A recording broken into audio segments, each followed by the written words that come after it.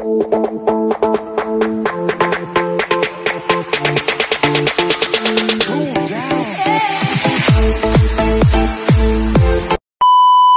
guys! Welcome back to my channel. This is Tita Belle. And for today's vlog guys, ay mag-steam tayo ng snapper na isda. Snapper fish. So, nung binili ko ito siya, malinis na siya guys. So, hindi kasi katulad doon sa atin. Pag bumili tayo, tayo na ang maglilinis. Pero dito iba. Sila na ang maglilinis. Ayan, linis na. So, itong isda na to is good for steaming talaga. So, pakita ko sa inyo kung ano mga sangkap ang dapat na ilagay dyan. Kasi this is good for frying and also good for steaming. So, pag steam kasi natin guys, yung pinakamit ng isda niya ay hindi siya dry. Hindi siya dry tapos matamis siyang kainin. Pag iprito nyo rin, hindi rin siya dry yung pinakamit ng isda na to. So, dahil linis na siya, maghahanda muna ako ng mga sangkap na ilalagay natin dyan. At bago natin siya steam guys, so kailangan na natin lagyan ng ibang mga sangkap ng ibang ingredients. Napakasimpleng steam lang ito. Mas masarap ang steam nga dahil ano siya, medyo matamis-tamis ang kanyang meat ng isda na to. So ayan, nag-slice na ako ng ginger. So yan ang magdadala ng kanyang aroma, yung amoy, no? Okay, so mayroon tayong tinatawag dito na whole salted beans. Salted beans yan siya guys. So, wala tayong ilalagay dito na asin, wala din tayong bitchin, walang ajinomoto. Okay? So, ito lang ang magdadala ng timpla mamaya. No? Okay? So, lagay muna natin dyan ang luya. Luya muna tayo. So, yung ibang sangkap naman guys, mamaya na natin ilagay. Kasi yun ang pinaka-importante muna sa steaming, no? So, ayan, dahil nahiwa na natin ang isda na yan. So, yung plato na gagamitin ko guys is for steaming talaga yan siya guys, no? So, hindi ta pwedeng unsa na lang nga plato ato ang bowl na gamiton. So, dapat ingon ana na pang steam. Itong plato na guys, itong bowl na to is for steaming at para pwedeng siya sa microwave. So, mamaya ko na ipapakita sa inyo yung ibang sangkap kasi for topping na lang yun guys eh.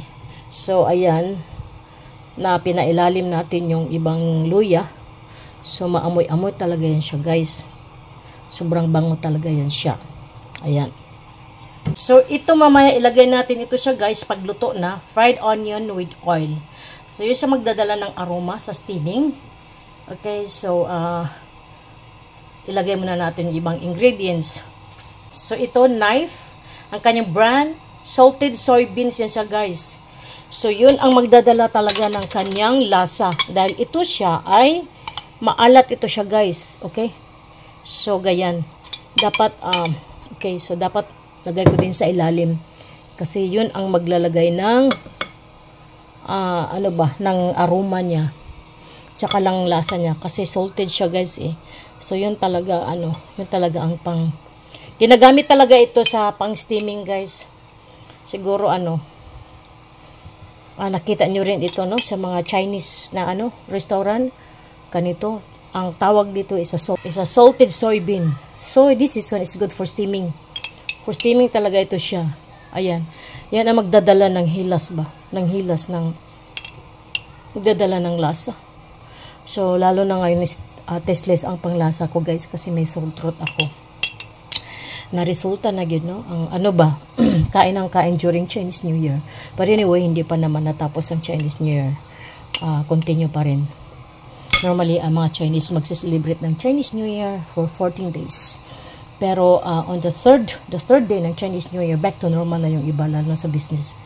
Kasi lalo na ngayon, very bad economy. So, hindi tayo pwedeng happy-go-lucky lang. Maraming mga businesses na nag-close ngayon. So, lagyan din natin dito sa loob. Ayan, oh. Ikalat natin, guys. Kasi ito? Maalat. Okay, so for now, yan muna ang ating ilagay. Yan muna ang ilagay natin. Kasi steam natin. At yan, nagpakulo tayo ng tubig. Pag kumulo na yung tubig, guys, ilalagay na natin sa steamer. So, steam natin ng at least 10 to 15 minutes. Then after that, saka na natin ilagay yung ibang mga sangkap niya pagluto na siya. At mayroon tayong spring onion. So, hinihiwa ko na siya, guys. So, mamaya itatapping natin siya pag naluto na, pagtapos na nating steam ang ating isda. So, yan di siya magdadala ng aroma, magdadala ng amoy. O, diba? So, ganyan ang pagluluto sa Chinese style. Pero, mas bet ko kasi, mas gusto ko kasi yung ini-steam kaysa ipa-fry. Pag i-fry din natin, masarap din siya kasi manamis-namis naman yung kanyang meat ng isda na yan at hindi siya dry. So mamaya papakita natin kung mayroon pa tayong ibang ilalagay pag na-steam na natin siya after 10 or 15 minutes. So ayan, kumulo na ang ating tubig na pinakulo natin. So ayan, takpan natin yan siya, guys. Maghintay tayo ng 10 to 15 minutes. At meron pa tayong itatapin dyan. Marami pa tayong ilalagay na sangkap na mamaya ipapakita natin. Lutuin muna natin yan siya, guys. So, ayan, nakita nyo, meron tayong spring onion kasi pang topping natin yan siya, guys. No? So, magdadala ng amoy, ng aroma. So, meron tayong spring onion.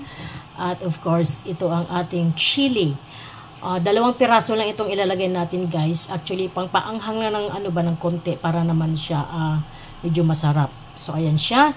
At mamaya, ito nga, ilalagay natin ito siya, guys. So, topping din ito is, kasi ito yun siya, guys, yung, fried onion na mayroon na siyang oil. So, bawang goreng ang tawag na to. So, yan ang ipang topping natin mamaya pag naluto ng ating steamed fish. So, yan. At least, medyo healthy dahil kami ngayon ay I'm having sore throat and then yung si Bunso din not feeling well. So, avoid muna tayo ng medyo unhealthy na food, charot. So, masarap naman talaga siyang isda na yan, guys. So, ayan, nagtutubig na siya, no? Kanina wala siya, di ba? Dahil yung pinaka-gravy niya ba ng salted beans, salted na yan, ay napunta na dyan. Salted beans kasi yan siya, guys. Yan siya ang nagdadala ng sarap, maalat talaga yan siya, guys. So, pang steaming talaga yung salted bean na yan. So, ilalagay pa natin mamaya ang mga iba nating pang topping. And then, after that is ready to cook. Ready to serve. In-steam ko talaga siya ng mga 20 minutes. No? So, I have to make sure na talagang cook siya. Kasi medyo makapal ang kanyang meat. So, maglalagay na tayo ng ating fried onion with oil. Tatapping lang natin yan siya, guys. Ayan, oh. Very simple lang yan. Ayan. Kasi mayroon siyang oil, no? Ayan. Fried garlic. Bawang ang tawag niyan, guys. At mayroon tayong extra virgin olive oil. Pang-topping lang natin yan siya, guys. So, ilagay muna natin ang ating spring onion.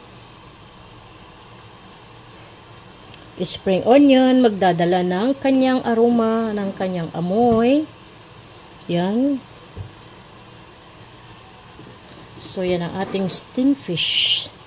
At maglalagay din tayo ng dalawang chili ito siya, guys. Yan, tawag namin dito is chili padi.